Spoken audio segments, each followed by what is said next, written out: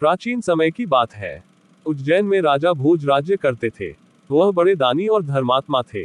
उनके बारे में प्रसिद्ध था कि वह ऐसा न्याय करते कि दूध और पानी अलग हो जाए। नगरी में एक किसान का एक खेत था, जिसमें उसने कई साग सब्जी लगा रखी थी। एक बार की बात है कि खेत में बड़ी अच्छी फसल हुई। पूरी जमीन पर तो खूब तरकारियां आईं, लेकिन खेत के बीचों बीच थोड़ी सी जमीन खाली रह गई।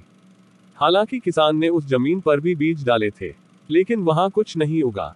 किसान ने वहां खेत की रखवाली के लिए एक मचान बना दिया।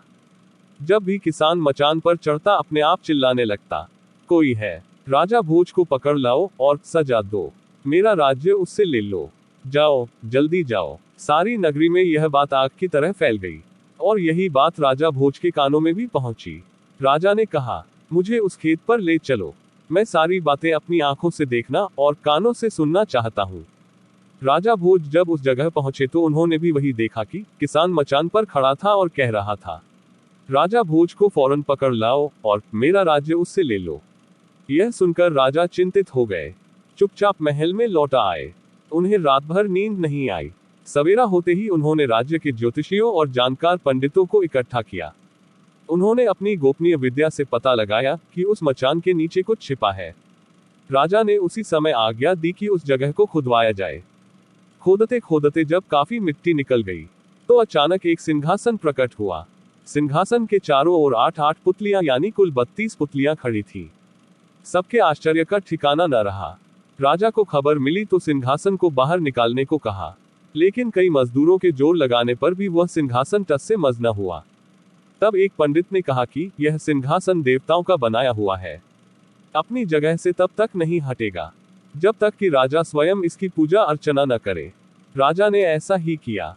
पूजा अर्चना करते ही सिंहासन ऐसे ऊपर उठाया मानो फूलों का हो। राजा बड़े खुश हुए। सिंहासन में कई तरह के हीरे रत्न जड़े थे, जिनकी चमक अनूठी थी। सिंहासन के चारों ओर 32 पुतलियां बनी थी।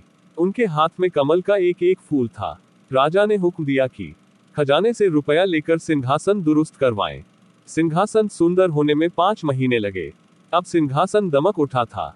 जो भी देखता देखता ही रह जाता। पुतलियां ऐसी लगती मानो अभी बोल उठेंगी।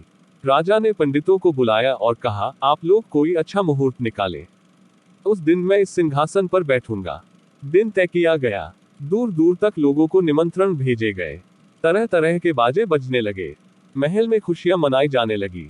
पूजा के बाद जैसे ही राजा ने अपना दाहिना पैर बढ़ाकर सिंहासन पर रखना चाहा, कि सारी पुतलियां खिलखिलाकर हंस पड़ी।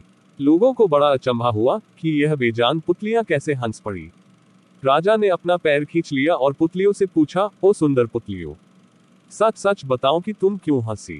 पहली पुतली का नाम था रत्नमंजरी। राजा की बात सुनकर वह बोली, राजन, आप बड़े तेजस्वी हैं, धनी हैं, बलवान हैं, लेकिन इन सब बातों का आपको घमंड भी है। जिस राजा का यह सिंहासन है, वह दानी, वीर और धनी होते हुए भी विनम्र थे, परम दयालु थे। राजा बड़े नाराज हुए। पुतली ने समझाया, महाराज, यह सिंहासन परम प्रतापी और ज्ञानी राजा विक्रमादित्य का है।